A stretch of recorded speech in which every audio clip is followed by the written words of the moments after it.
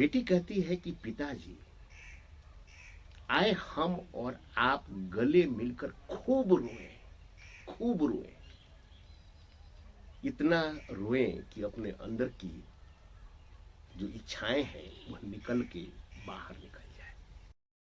मेरी बहन 18 साल की है और उसे कैंसर है। डॉक्टर कहते हैं कि उसकी जिंदगी सिर्फ 1 साल की है। मेरी माँ, पिता और भाई हमेशा दुखी रहते हैं। मेरा परिवार हर पल मर रहा है। परिवार के सभी सदस्य बीमार हो रहे हैं। कुछ लोग आकर सबको समझाते हैं, कुछ देर के लिए तो मेरे परिवार के सदस्य समझ जाते हैं, लेकिन 1-2 घंटे बाद हम सब फिर से दुखी हो जाते हैं।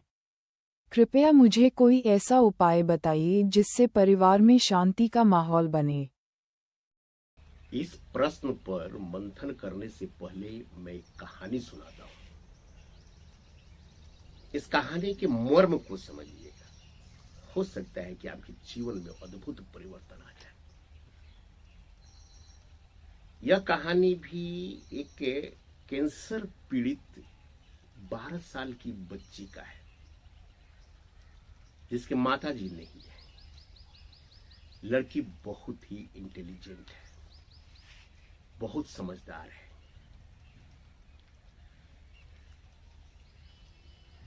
उसके पिता के लिए वह बच्ची ही पूरा संसार है।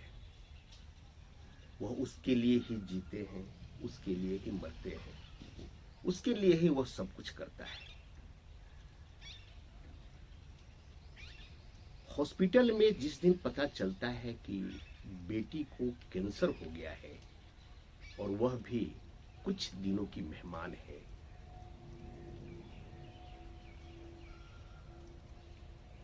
तो बाप को तो ऐसा लगा कि उसका पूरा जीवन ही समाप्त हो गया। बाप ने अपने जीवन में कोई कुछ बनाया ही नहीं अपने बेटी के अलावा, कोई संबंध नहीं। हर वक्त उसी के लिए वह जीता था। जब हॉस्पिटल से खबर मिली तो वो अपने बेटी के पास जाता है। जाने से पहले अपने आप को पूरी तरह से खुश दिखने की कोशिश करता है। चाहता है कि अपनी बेटी को नहीं बताए कि बेटी को कैंसर हो गया है और बहुत कम दिन की मेहमान है। वह किसी भी तरह अपने को संभाल कर बेटी के कमरे में जाता है तो देखता है कि बेटी जो है वह आईपैड पे कुछ देख रही है और पापा को देख के मुस्कुरा रही है।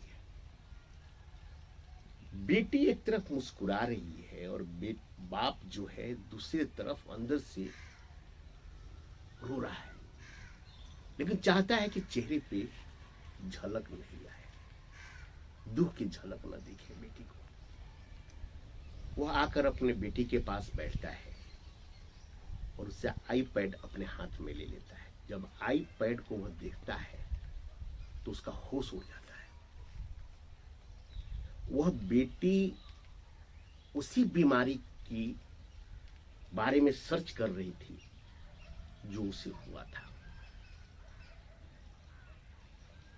उसको लग गया कि बेटी को इसका खबर हो चुका है।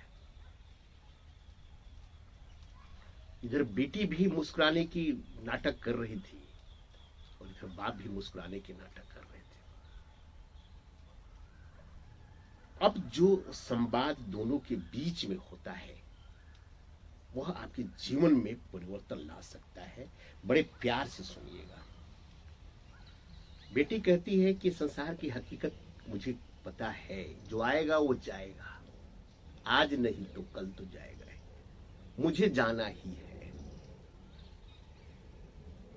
जब तक मैं जीवित हूं तब तक इस संसार का हम आनंद लेते हैं ना। हम क्यों व्यर्थ में उन चीजों के बारे में सोचते हैं जो हमारे पास है ही नहीं। जो हमारे पास है उसके बारे में सोचते हैं। पिताजी बहुत गौर से सुन रहे थे।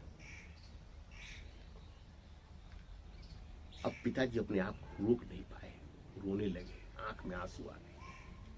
बेटी इतनी समझदार है,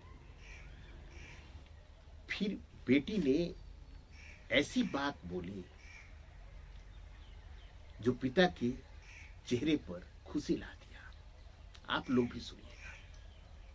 बेटी कहती है कि पिताजी, आए हम और आप गले मिलकर खूब रोए, खूब रोए, इतना रोए कि अपने अंदर की जो इच्छाएं हैं वह निकल के बाहर निकल जाए। और इसके बाद हम लोग नहीं रोएंगे जब तक मैं इस संसार में रहूंगी, क्योंकि घुट घुट कर मरने से बढ़िया है कि हम लोग एक बार अपने मरने की प्रक्रिया पर पूरी तरह रो ले। अद्भुत संवाद था। फिर दोनों गले मिलकर खूब रोते हैं और उसके बाद दोनों का चेहरा खिलने लगता है, क्योंकि हकीकत समझ में आ जाती है। इस तरह के प्रश्न जो आपने पूछा है, जब इंसान इस परिस्थिति में घिरा हुआ होता है तो समझना बड़ा मुश्किल होता है, समझाना बहुत मुश्किल होता है, क्योंकि वो समझने को तैयार नहीं होता है। इसलिए हम बार बार कहते हैं कि अपने जीवन को आध्यात्मिक रूप से ढालिए। यह समझिए कि जीवन क्या है, मृत्यु क्या है, क्या कोई मरता भी है, क्या कोई जीता भी है। हम यह क्यों समझते हैं कि हमारी आयु 70 साल, 80 साल, 100 साल की है? हम यह क्यों नहीं समझते हैं कि हमारी आयु उतनी है जितनी है? इसी पल है, अगला पल तो होता ही नहीं। इसी पल में हम जीते हैं और इसी पल में हम मरते हैं। मरने का पल तो आपको होता ही नहीं। हम तो केवल जीने का पल देखते हैं। अगर आप यह समझते हैं कि आपके जीवन में केवल आनंद आनंद आनंद हो, तो उस बच्चे के चेहरे को देखिए जो 1 साल के लिए इस प्रकृति में है। उसके प्रकृति के स्वभाव को समझिए। इस प्रकृति के स्वभाव, ये परिवर्तन है यहाँ पे, या कोई भी शाश्वत नहीं, ये हम सब जानते हैं। ये आपके परिवार को भी खबर है कि जो हो रहा है आप उसे टाल नहीं सकते। आप भी चाहते हैं कि हम इस कष्ट से बाहर निकलें, लेकिन जो इच्छाएं हमने बना रखी है अपने ऊपर, वह बार बार टूटती हुई नजर आती है। इस तथ्य को आपको समझना पड़ेगा कि यह शरीर जो है ये तो मरा हुआ है, यह मरा हुआ शरीर है। इसमें प्राण शक्ति जब है, अभी यह प्राण पखेरु उड़ जाएगा, ये शरीर शांत हो जाएगा। और यह शरीर अभी थोड़े है, बचपन से अनंत बार भी मर चुका है। जिस बच्ची को आप देख रहे हैं, वह इतनी छोटी सी बच्ची आपके परिवार में आई थी, वह बच्ची समाप्त हो चुकी है। इतनी बड़ी हुई, वह भी शरीर समाप्त हो चुका है। इतना बड़ा शरीर हुआ, वह भी शरीर समाप्त हो चुका है। यह शरीर समाप्त होता ही रहता है, होता ही रहता है। और अंदर जो भाव बैठा हुआ है वह तो समान है। उस जीवन से पहले भी था और इस जीवन से बाद भी है। कभी ध्यान में बैठ के सोचने की कोशिश कीजिएगा कि हम कौन हैं, तो आपको इस शरीर में वो कहीं भी दिखाई नहीं देगा। आप बचपन के बारे में सोचिएगा, तभी वही दिखाई देगा। जवानी में देखिएगा वही दिखाई देगा, बुढ़ापा में देखिएगा वही दिखाई देगा। इस जन्म से पहले भी आप जा सकते हैं, इस जन्म के बाद भी जा सकते हैं। लेकिन चूंकि इस तथ्य को समझना इतना आसान नहीं होता है, हम इतने मोह में घिरे होते हैं। उस बच्ची के प्रेम में आप नहीं है। इंसान जब प्रेम में होता है ना, दुख नहीं होता है। उसके हर एक पल का आनंद आपको लेना चाहिए।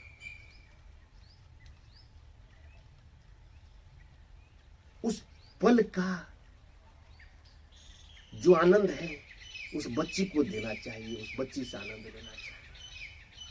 ये जीवन तो आज है, कल नहीं रहेगा। हम में से लाखों लोग कल सुबह नहीं उठेंगे जो एकदम स्वस्थ हैं।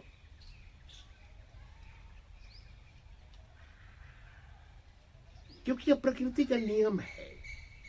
क्योंकि आपको खबर है कि वह 6 मंथ, 1 साल, 2 साल के लिए है, इसलिए आपके जो अंदर जो भावना है वह उमड़ उठती है।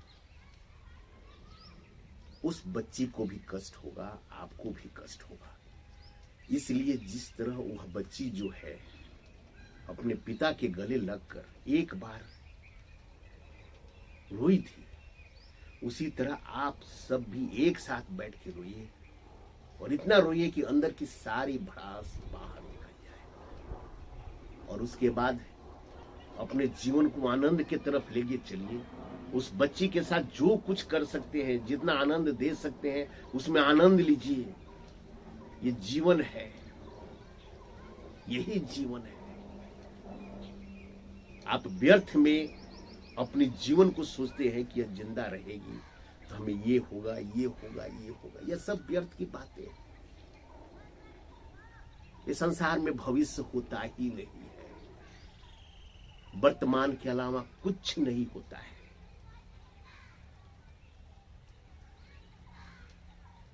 इसलिए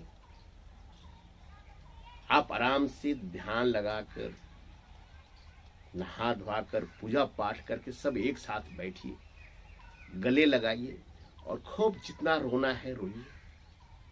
फिर उसके बाद आंख से आंसू पोंछिए और जीवन को कहिए, हे परमात्मा, हे परमपिता परमेश्वर, आप जैसे रखोगे हम वैसे ही रहेंगे, वैसे ही रहेंगे। और आपके जीवन में केवल आनंद होगा, हर पल आपको आनंद देगा। यह भी हो सकता है अगर आप आनंद में रहने लगे, आपका परिवार आनंद में रहने लगे, वह बच्ची आनंद की अनुभूति करने लगे। इस परमात्मा पे, इस प्रकृति पे कोई भी उंगली नहीं उठाए, कोई गिला शिकवा न हो। इस प्रकृति के साथ उस बच्ची का शरीर का तालमेल हो जाए तो उसका कैंसर भी ठीक हो सकता है। क्योंकि जब कैंसर हुआ होगा तो प्रकृति के किसी न किसी नियम के अनुसार ही वो हुआ होगा। कहीं ना कहीं हम प्रकृति के उस नियम को नहीं समझ पाए होंगे। उस प्रकृति के किसी गतिविधि के कारण उस शरीर में कैंसर हुआ होगा। जब वह बच्ची प्रकृति के इस सुंदर सी गोद में अपने आप को समर्पित कर देगी, जब प्रकृति के साथ उसके शरीर का तालमेल होने लगेगा, तो हो सकता है कि प्रकृति अपने नियम के अनुसार उसकी बीमारी को भी ठीक कर दे।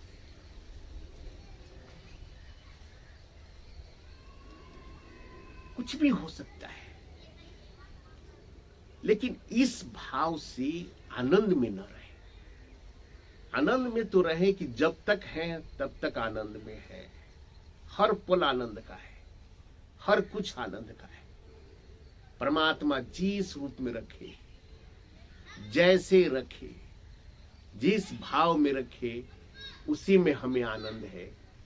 आनंद है, आनंद है, परम आनंद है, परम